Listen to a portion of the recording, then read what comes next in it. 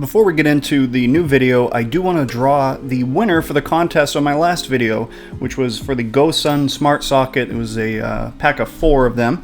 So we're going to just drop in the address from that video into our YouTube comment picker. Drum roll, please.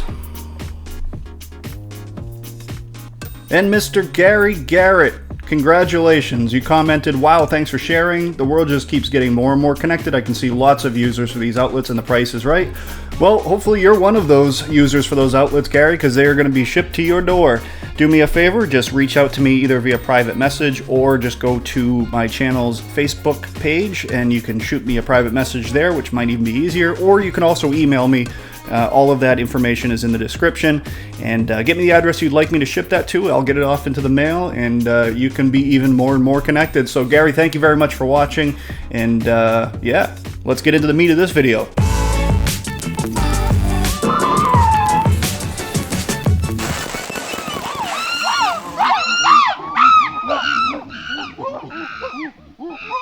Alright, this is going to be a real quick and dirty video, but it's a tip I want to share because it's not a typical situation, but it may be one that you have.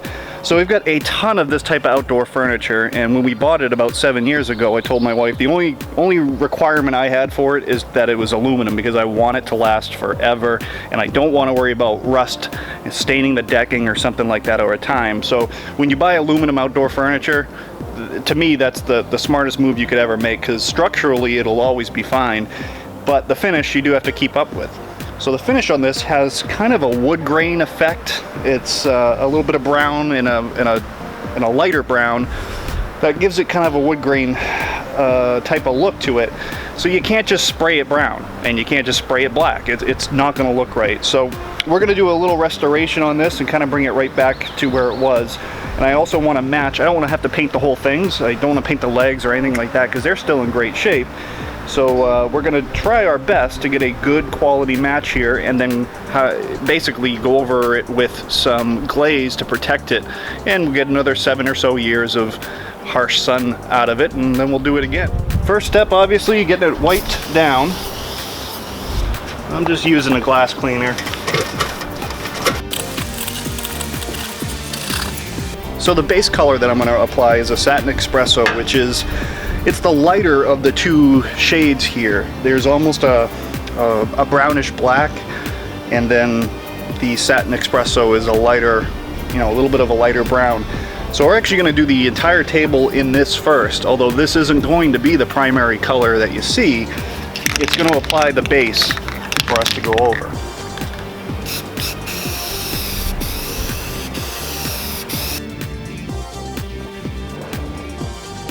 So one thing I'm not concerned about is unevenness. I don't care about this at all. This isn't the final piece, and in fact the unevenness will help to add to that wood grain effect when we get to the next step.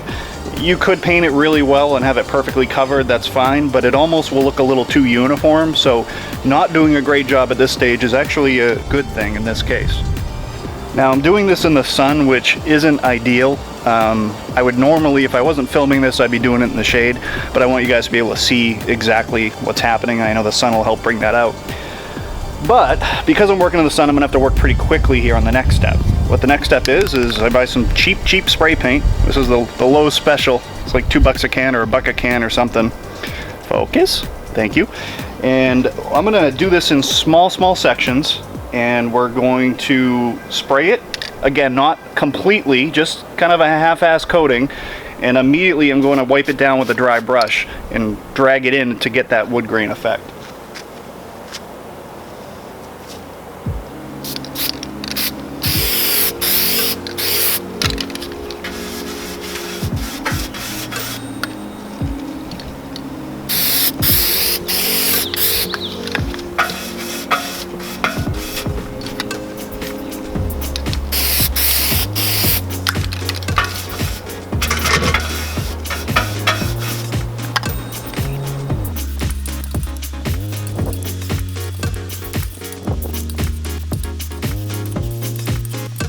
Now we'll go around the perimeter.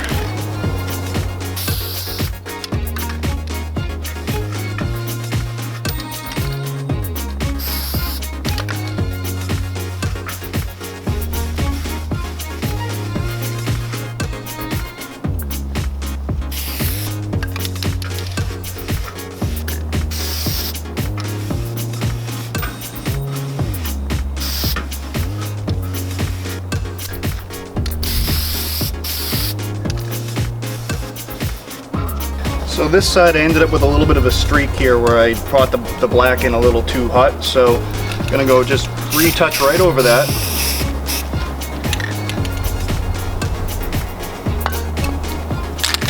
And I probably bared down a little too hard on it too with the brush, so that's okay though. We'll do a quick fix.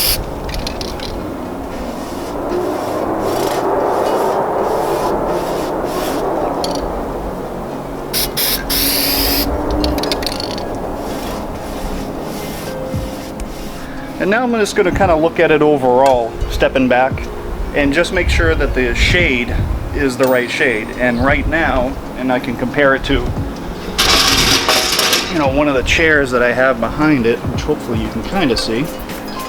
And I'm a little bit too in the reddish brown side of things, so I'm going to go back one more time and hit it again with the black. Just going to paint some happy trees.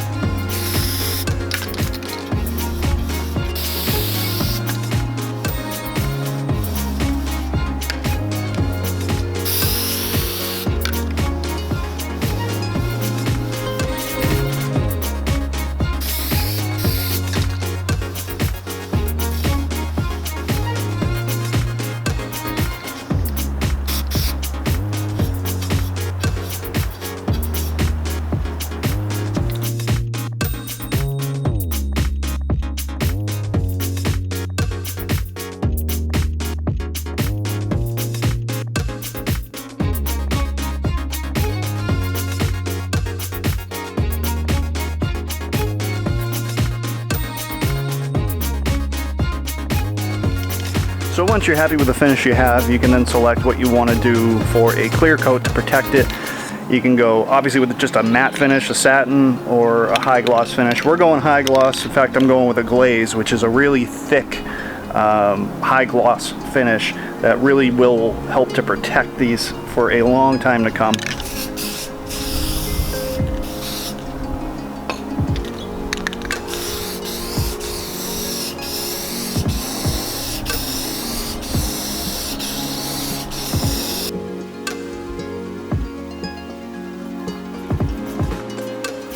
So there you have it. We're actually looking better than new.